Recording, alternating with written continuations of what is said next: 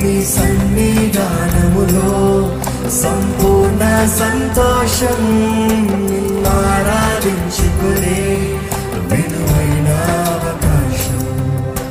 కోల్పోయినవన్నీ నాకు ఇచ్చుటకును, బాధల నుండి బ్రతికించుటకును. చెప్తామా? కోల్పోయినవన్నీ నువ్వు ఇస్తావయ్యా, తిరిగి ఇస్తావయ్యా, నన్ను నమ్ముతున్నానయ్యా.